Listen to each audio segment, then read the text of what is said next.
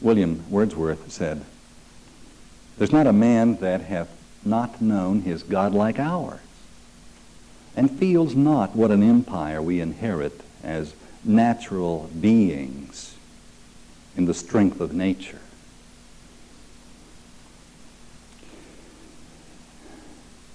There is an innate power in you. It is not there by choice, nor is it there by chance. It is inherent in your nature. The only choice we have is how we use or misuse that power.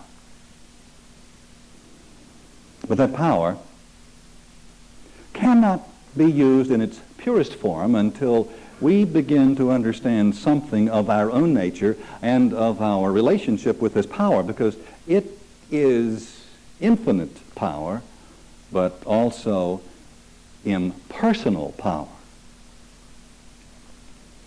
This power takes you at your word. Carl Lucas wrote, "The power of separate minds united in a single thought unfolds events beyond the scope of things each one had singly sought."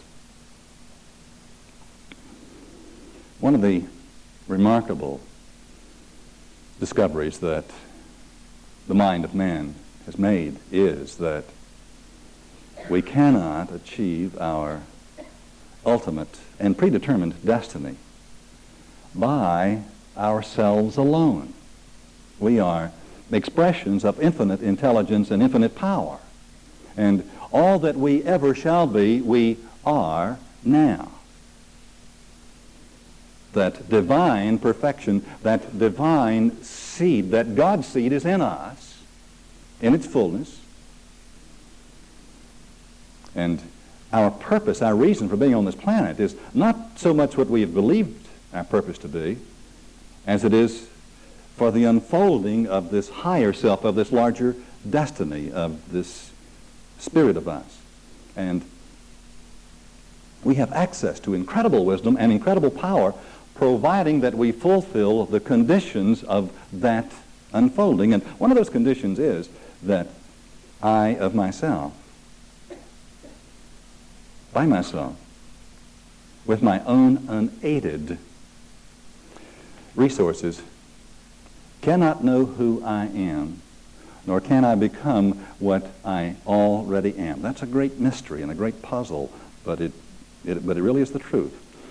Together we can believe things that would be impossible to believe by ourselves alone. And together we can believe things for you, for any one of you, that you could not dream of for yourself. That's why working with this mastermind principle is so important. It carries us into this higher dimension of wisdom and power, but also gives us the technique, the ability to determine how that power shall unfold in our individual experiences. There exists in this universe a great unseen stream of power. One side will carry anyone onward and upward into all good, into all of the good that you could possibly conceive of or ever desire to use. But the other side of that stream of power will carry all who are in it downward to misery and poverty. Now the positive side, the side of the positive emotions and positive thought forms, carries us to our good fortune. But the negative emotions carry all who are in them downward to poverty in one or all of the forms in which poverty appears. Now, it seems that I said a moment ago that there are two powers, a good power and an evil power, but I did not say that, nor did I imply it. There's only one power, there's only one stream of power, and how we relate to that power determines our destiny, our wealth, our weal, our good fortune, if you will. How we relate to that power determines whether we rise upward or fall downward, or what appears to be downward, in our experience on this planet. You see, the power is positive and is for our good and is impersonal and it is kind. But that person who insists on expressing and experiencing negative or unrealistic emotions and concepts will discover that the power will tend to crush them, to destroy their dreams. Rather than lifting them up, it will cause them to go through a series of very serendipitous and unpleasant circumstances that ultimately bring us into the position that the prodigal son or daughter, whichever the case might be. There are a number of prodigal daughters in the audience, and so I thought I might bring that to your attention. At any rate, everything that happens to us is working for our good because each of the experiences in our lives is helping us to turn to the source of power. Now, we've been talking about these ideas for several weeks now, and the time has come for us to really get with forming our own mastermind alliance groups, because the increased energy, intelligence, and power that we experience when we become a part of a group is truly one of the most amazing things that can happen on this planet. I would first like to remind you that a mastermind group is not a brainstorming group of individuals who believe in themselves, their own intellectual abilities, and a group that has come together to pool their intellectual resources. That's not a mastermind group. That would symbolically be a group of rich young men, persons who are full of themselves, full of their own ideas of how their destiny should be. And let me ask you, if I cannot manage my own life, and you cannot manage your own life, how can we come together and manage each other's lives? So the purpose of forming a mastermind group is not to find 2 or 3 other very bright people who know how your life should be, how it should unfold. Quite the contrary. The purpose of forming a mastermind group is to select for yourself a group of 1 or more other persons with whom you can work together in a spirit of harmony, near perfect harmony, in complete accord, each supporting and believing in the other, with the idea that by practicing these steps that we'll be going into in just a few minutes, you can be elevated in consciousness. You can rise up into a 4th dimension of wisdom that's greater than your own, of creative energy that can propel you into that 4th dimension of timelessness and spacelessness, but of wisdom, joy. And you can dwell in that secret place of the Most High in which solutions exist and from which all blessings flow. And that place exists in each one of us at this very moment.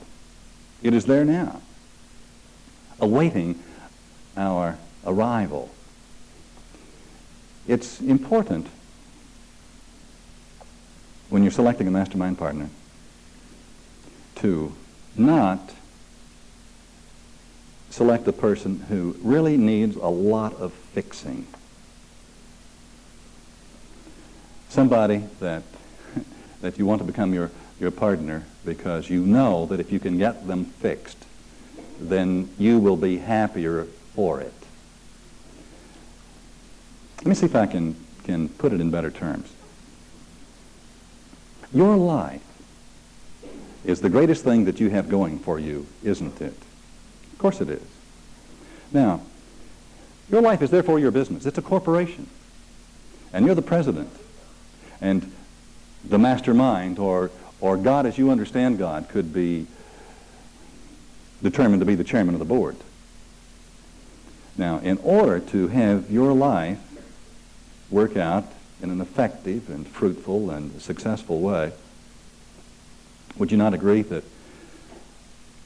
some planning, is going to have to go into that working out. Success is not just something that occurs, is it?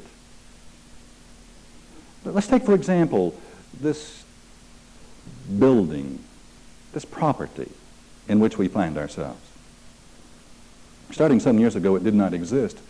It was fairly apparent that the possibility for its existence was not there. The resources, in terms of numbers of people who were there and the ability to contribute the amount of money that would be necessary to acquire 20 prime acres of land on an expressway at an intersection.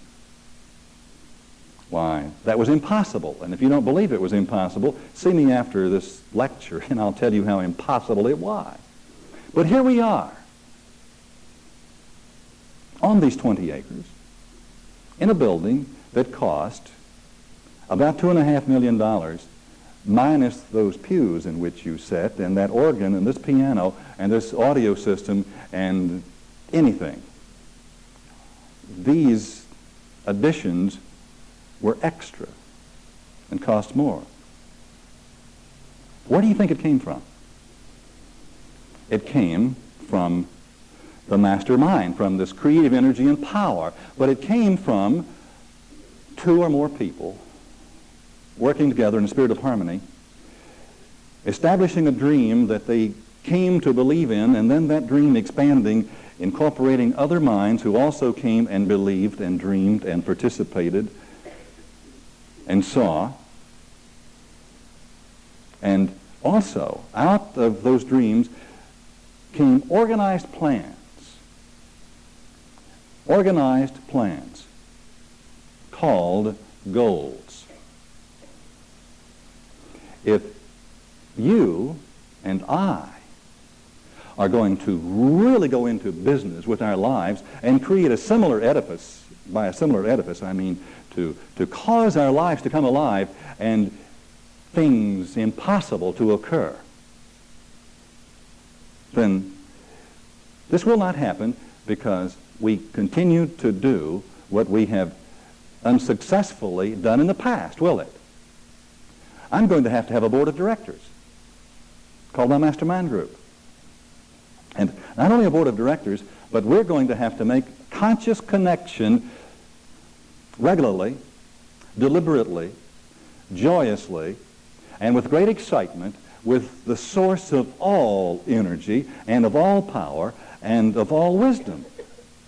Believing that whoever it was or is that has formed and shaped this universe can reform and shape our lives in the very same way that we have, just to use this one example, caused or brought into being the impossible thing that we call the church of today. If this can happen, I guarantee you anything can happen. Your life really hasn't started yet.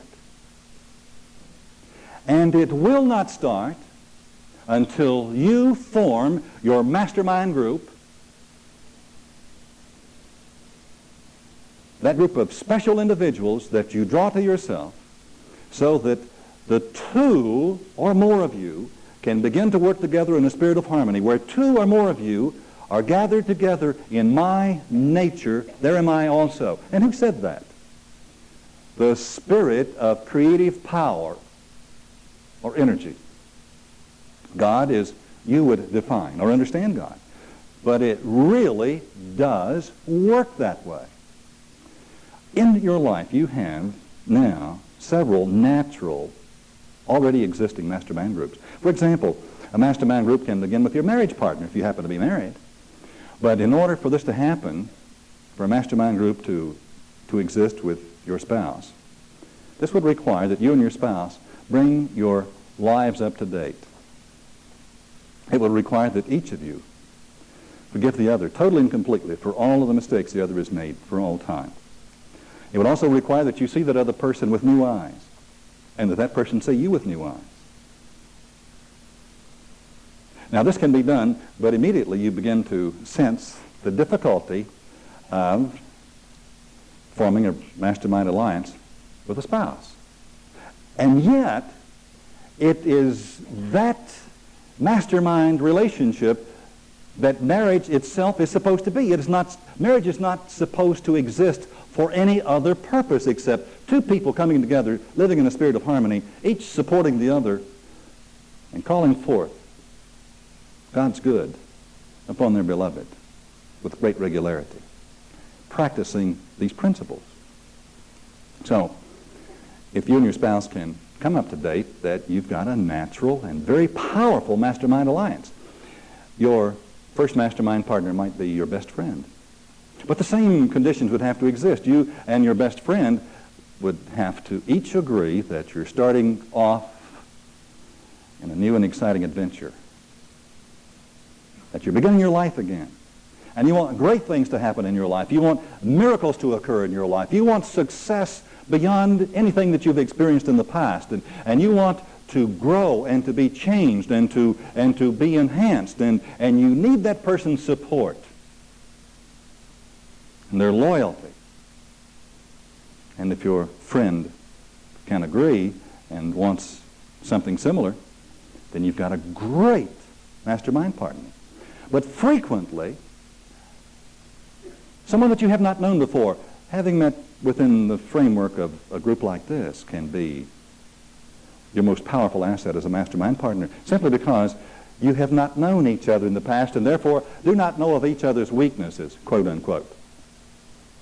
You do not see each other with old eyes, with blemished minds. Do you understand what I'm saying to you? And it's so important that your mastermind partner relate to you in this way so that they see the potential that is there and call forth the potential that is there and believe in that potential even as they accept nothing less than that potential from you. They can see you more clearly than you. They really can. And you can see them more clearly than they can see themselves. It must be mutually agreed that mastermind partners are entering into a new arrangement, a new covenant and dedication, a new coming together of consciousness in the spirit of love, the spirit of beauty, the spirit of harmony, the spirit of the universe. And there can be no dissension or conflict in this relationship in order for it to be effective. Now, with your mastermind partners, you must have common or similar goals, but not necessarily mutual goals. In the case of a husband and wife, most of the goals would be common, but there would be some that would fit individual needs. And each person must have an intense desire to contribute to the good of the other or other persons in that group. Having a sense of joy, a feeling of service to every person with whom you work. And I can tell you that one of the things that happens when you start masterminding is the excitement that you have for the miracles that you expect to have happen to you. To really get the idea that something great, something unusual, something that supersedes your past experience is going to come to you out of this relationship. We do not do anything in the beginning except that it profits us some way. Unless there's a profit motive, you will not persist, nor will you be loyal to any commitment. Face it and rejoice. I can tell you that if you really get the hang of masterminding, it'll be the most profitable thing you've ever done in your life, and it's for free, except in terms of the time and the energy that's required. But that time and energy becomes the most joyous and exciting time that you will ever spend. And before you know it, a new consciousness will begin to arise in you. And that consciousness will be the increased joy that you begin to take in the things that happen to your mastermind partners. When you begin to see the miracles unfold and the changes that take place in them, the personality changes and the actual literal events that are reformed and reshaped in their lives. There is such excitement that I cannot describe it to you, but you will experience it. My single most joyous experience, and the one for which I'm the most grateful, is what I see happening to you, to all of you. My eyes behold the glory of the coming of the Lord in you. I see things happen to you that could not possibly happen by your own unaided efforts. I see them. And not only do I see them, but they become my experience. Energy that feeds me, food for my mind and for my spirit. That is more of a blessing to me than what happens to me. When you're masterminding, in time you'll almost forget to ask for something for yourself. But your partners won't let you. They'll make you ask for something for yourself. And frequently you'll have this experience. One of your partners will make a request. Very important need or goal that they have in their lives, and you will see clearly that it's possible for them. As a matter of fact, you will know that it's already happened. But your partner will not believe it. Now remember that I told you a moment ago that we can believe something for you that you cannot believe for yourself, your other mastermind partners. And so we will be believing it for you, talking you into it, raising the level of your consciousness. And sometimes you might not believe it fully. But because I believe it so fully for you and see it so clearly for you, it happens to me. I get your blessing before you do. Isn't that remarkable? And then it works the other way. You get my blessing before I do. But in time we all get each other's blessing, because you cannot give something away unless you keep it yourself. Everything that you give comes back into your life. In the most remarkable way, when you're working with your mastermind partners, everything that is asked comes back into your own experience. And now hear this. And 1,000 things you did not know to ask. We who are imperfect parents, when our children come to us asking for their little baubles, and we say, sure, here's a little bauble. And here, sweetheart, here's another little bauble. We give them their baubles, don't we? Because all they know to ask for is baubles. But while we're giving them their little baubles, what do we parents do? We provide them with the real things, the important things, the things they do not know to ask for. But because they have come to us and loved us and approached us, and because they love each other and their faith and their commitment is so high, then they are rewarded beyond their highest imaginings. So masterminding not only gets you what you think you wanted, it gets you what you don't know that you need. And that is the best part of it.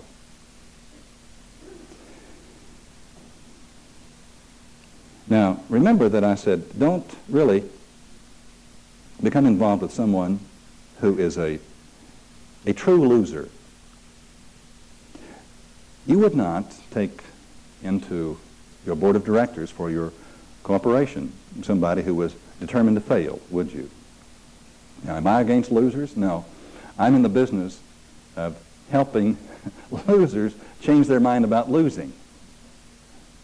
But until a loser changes his mind about losing, he's not going to be my mastermind partner.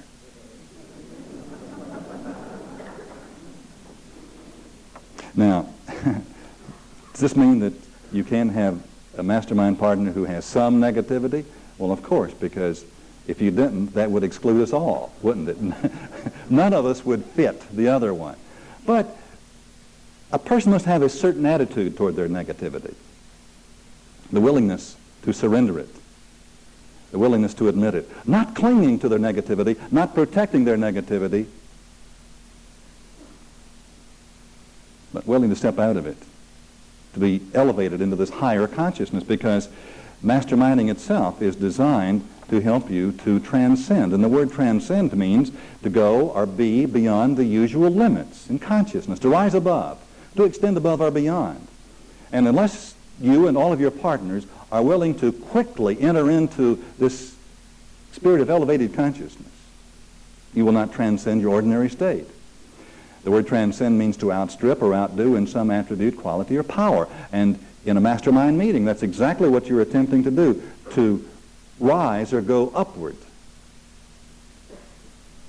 to ascend in consciousness, with the idea to excel, to surpass, to exceed the former experiences of the past, and also to escape classification in any accepted category. That's one of the definitions of the word transcend.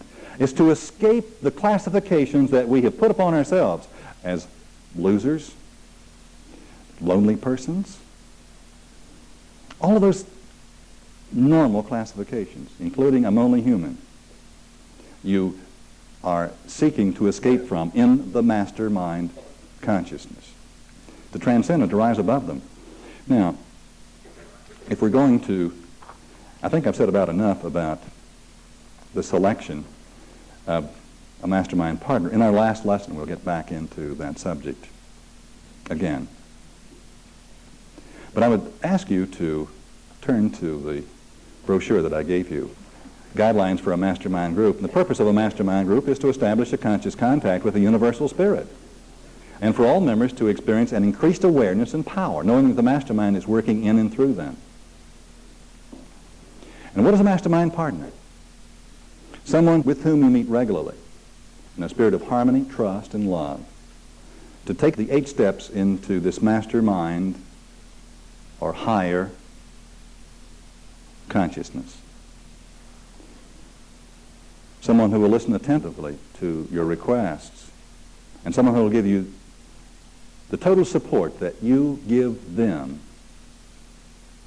Someone with whom you can meet with regularly, at least once a week.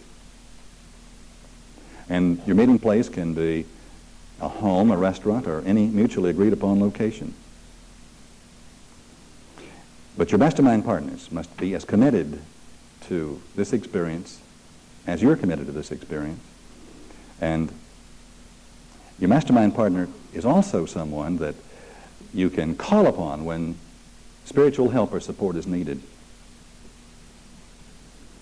It happened that this morning I was making my notes for this lesson, and I heard one of my partner's name mentioned. Someone in another room mentioned his name. And I said, let me take that call. And I took that call. And my mastermind partner, by chance, quote unquote, had just been going through a rather trying corporate experience. If you're in the world of big business, in these times, quote unquote, in these times can be any time, you understand that. Whatever the business that you happen to be in, you can have and will have some very trying moments, right? Well, do you think it was by chance that this morning that I heard my mastermind partner's name mentioned and I took the call, and we spent one of the most delightful 10 or 15 minutes talking that I've spent with my beautiful friend for quite some time. And in those moments, our consciousness, our mutual and individual consciousness was elevated. We had a 10 or 15 minute mastermind meeting on the telephone in which we reconfirmed the truth. Now, my friend was working with his controller, and most controllers are auditors, and most auditors are really locked into facts. They know facts like few people know facts, especially when those facts deal with dollars. You understand? And auditors, CPAs, and I happen to be looking at one, have a way of getting very disturbed about facts that apply to dollars. Well, my friend and I decided this morning that we were going to let the auditors and the other persons deal with facts while we dealt with the world of spirit, with the world of solutions, with that dimension of consciousness in which and from which all blessings flow. It was remarkable what we felt, what we know. And I'm absolutely certain that the result will be that the auditors will be quite surprised when the truth overrides the facts. You see, we live in the world of facts, or of appearances. And the ancient scriptures say, judge not by appearances, judge righteous judgment. And what is the righteous judgment? That there is a supreme intelligence and power that is always working with us to the exact extent of our confirmed belief. Is that a fact? That is the super fact that cancels all of the facts with which we deal at the human level. Well, a mastermind partner is a chosen support person. Someone that totally supports you and believes in you, not believing in your intellectual prowess or ability, but believing in your earnestness and your honesty and in your right to experience your ultimate good, having great confidence that you will experience that good, praying with you and for you regularly, remembering in moments when you cannot remember. See, when you get caught up in your own facts, your mastermind partners do not get caught up in your facts. It's a point to remember. Now, if you will look at the 8 steps into the mastermind consciousness, let's take them together quickly in the few minutes left to us this lesson. And if we cannot complete them, then we will pick them up next week. These are the 8 steps that any individual and any group can use to enter into the kingdom of God, the kingdom of God consciousness, into the Christ consciousness, or the mastermind consciousness. The first step we've discussed at some length in the last 2 lessons, and that's the step of surrender. I admit that of myself I am powerless to solve my own problems, powerless to improve my life. I need help. This is the most difficult step for the ego or the persona to take. It goes against all intellectual perception. And there's something in us that will not bend for a period of time. But I surrender, admitting that of myself I am powerless. I need help. I need help from my fellow man. I need the support of my fellow man and from God. And we've spent time, as I said, in previous lessons, and so if you need to go back and review, don't hesitate to do so. Step number 2. I now come to believe that a power greater than myself and infinite creative intelligence, the mastermind, is responding to me in a personal way. Now notice that this step does not say that I believe in God. It says that I believe in a power greater than myself, whom I might choose to call God, the mastermind. But it's more than that. I believe that this power is responding to me in a personal way. Responding, caring, nurturing. I was in the Chicago airport yesterday and watched a parent returning on a plane. And the little girl was waiting for her father, and when she saw her father come down the runway, she went rushing into his arms, smiling and laughing and crying all at the same time, and said, "Daddy, Daddy, Daddy." And he reached down and swooped her up in his arms and held her high above his head and embraced her and kissed her. He responded to her. And she said, almost in the same voice, "Did you bring me something?" And guess what? Before she asked, he already had it. It is our Father's good wish to give you everything that you need, and before you can possibly ask, everything that you could ask for has already been provided. But asking is still necessary, not for the mastermind, but for us. It is important that we ask. And in your mastermind meeting, in your mastermind group, you will ask for that good in a later step. But the first step is to know that there is a response that's taking place. Let me see if I can give you another example. We have here in the foyer of our building one of the finest saltwater aquariums in this area. It's beautiful. Those saltwater fish have been very carefully selected. And I can tell you that they are probably the most loved fish in all the world. I go to greet them in the morning when I arrive, and I say good night to them individually before I leave, and I stop by to speak to them regularly during the day, and you do too, don't you? Well, this afternoon in class, sitting right there where you are, Lois, is the young man who put that aquarium together for us. And he is also the one who feeds them, making sure that they're well provided for.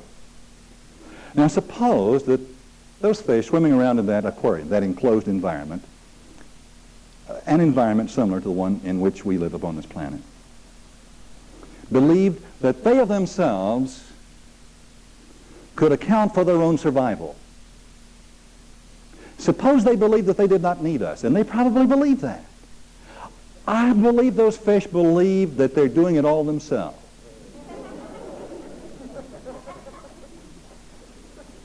Don't you? They haven't taken the first step of surrendering. They just swim around that tank like they really know where they're going. Do you think that they believe that a power greater than themselves is responding to them? Who do they think puts that fish food in that little thing that turns and dumps in another feeding every 8 hours? It's there provided for them. But do you know that I love those fish so much that the normal fish food that they get is not enough for them. I have shrimp fed to them regularly because I love them. We respond to those fish like no fish on this planet are responded to. It's the same way with us. There is an intelligence and a power that has made provision for us and loves us and observes us as through a glass darkly. Do you believe it? Do you have the feeling that you're cared for and provided for and protected? Well, you are. And the more we come to believe it, then the more reality exists for us. You know that those fish are now, when I walk out there, they'll come up to the side of the tank. They see me coming. Little fish. They know me. Well, I knew them before they knew me, though. The mastermind knows you and cares for you. Now, step number 3, I understand. I now realize that erroneous self-defeating thinking is the cause of my problems, failures, unhappiness, and fears. I'm ready to have my belief system completely altered so my life can be transformed. Most of the people who live on this planet do not know and will not admit that their belief system is at fault.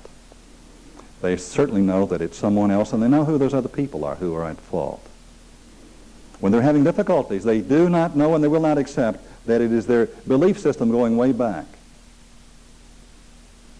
that accounted for it. We had a fish that died not long ago. And I knew he was going to.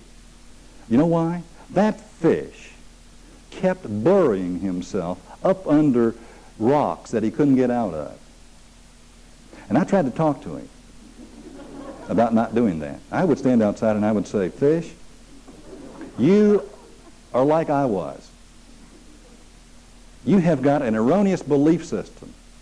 And if you're not careful, it's going to get you in trouble that you can't get out of by yourself." And 2 or 3 times I would rescue him. I'd reach in there and lift a rock, and he'd come floating out from behind that rock. And one night, I wasn't there. He never learned that it was his own thinking that caused his demise.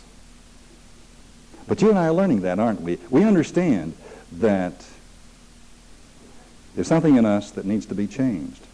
Okay. Now, the important part of the step is I am ready to have my belief system completely altered so my life can be transformed. Are you ready to have your belief system completely altered? Completely altered? Entirely ready to have your belief system changed, are you? That's a hard step, isn't it, to take? We've believed in the past that if we really gave a divine intelligence permission to alter our belief system and take all the fun out. But it won't. It puts the fun in our lives again. It gives life to our life. Because the plans that the mastermind has for us are far better and greater and happier and wiser than any that we could have for ourselves. And more than that, when I am willing to surrender my own belief system, then what this means is that I'm willing to let the mind of God, the thinking of God, the wisdom of God, become my belief system. Step number 4, I decide. I make a decision to turn my life over to the care of the mastermind, surrendering my will and false beliefs, and ask to be changed at depth. I make a decision. One of the royal powers of your mind, of your being, is this power that has been given to you to decide. You shall decree a thing. You shall decide upon a matter, and it will be established for you. In my mastermind group, I make a decision to turn my life over to the care of the mastermind, surrendering my will and false beliefs, and ask to be changed at depth. Why should I be changed at depth? Because I want my life changed on the surface of my life. I want circumstances changed. I want the static condition to become the dynamic condition of flow and of movement and of excitement and of prospering movement of the world's goods coming into my life to be used by me and to be shared with other persons. I want to be free to go anywhere and to experience anything that every human being who's lived upon this planet has experienced. And why should I not desire these things?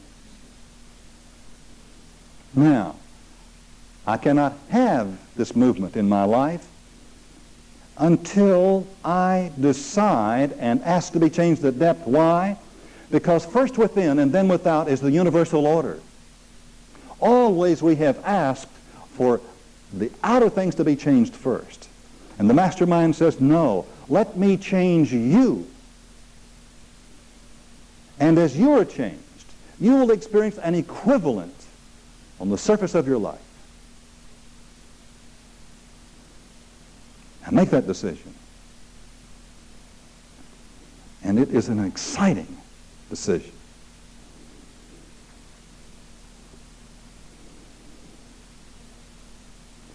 There's nothing that you can dream of, desire, in terms of a way of life and of the ability to move, to experience and to share, that is not yours, providing you fulfill the conditions.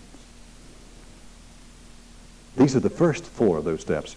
We'll begin our lesson next week with step number 5, I forgive. I forgive. But between this moment until we meet again,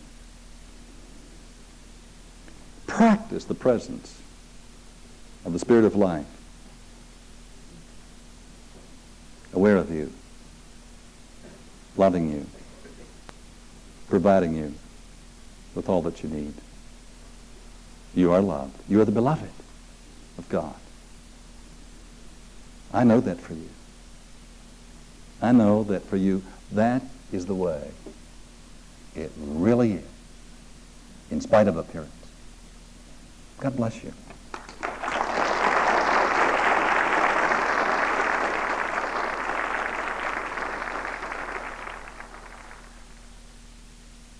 This concludes the lesson on Side A. Now, please fast forward to the end and turn the cassette over for the continuation of Masterminding, the Way to Success and Happiness.